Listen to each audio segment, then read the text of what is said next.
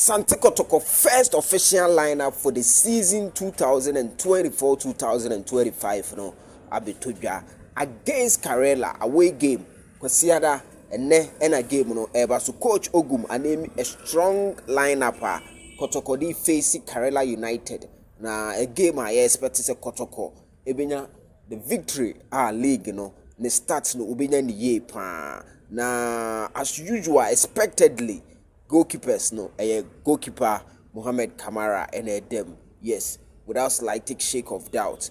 Justice Blay started and I said one starting. Let's know how but they bro see was super 24 TV. So my man found quickly na yankoye ni miria ni ashe positions no. Mohamed Kamara in the gym as the goalkeeper. Yes. Karela for no. This particular flyer no, was made for MTN FA Cup, but I'm skipping them for lineup. I was saying Mohamed Kamara, Lord Amwa, X-Mart, Samba Unel, Joseph Ablon, Andrew Tinti Menu, Michael Chedramana, Emmanuel Entry. Me see Emmanuel Entry there. Onunkwani player, what to position Tembia or State.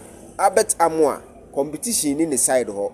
Albert Amwa, strike. Baba Yaya, and a Peter Midu Aqua. So, lineup no ena abetodwa no enti ye hwene by positions goalkeeper Mohamed Kamara dem na Lord Amo ne X-Mart able 2 and 3 so na Samba Onel ne Joseph Ablo abo 4 and 5 Andrews in team menu ene Chedwamana ejina mfimfin ho Andrews in team menu jina defenders na nim Chedwamana jina mfimfin ena Emmanuel Entry offensive midfielder ena nchenchen ho no Baba Yaya da ho ena Peter Midu Akwa so that the other end so hu ena Albert Amoa lead attack no inti sa pepepe ena etie samensa mfama obi ma Mohamed Kamara ena dem ena left fullbacks no Albert Amoa 2 ena Smart 3 Samba Unel 4 and 5 Joseph Ablo Andrews inti menu Chedwamana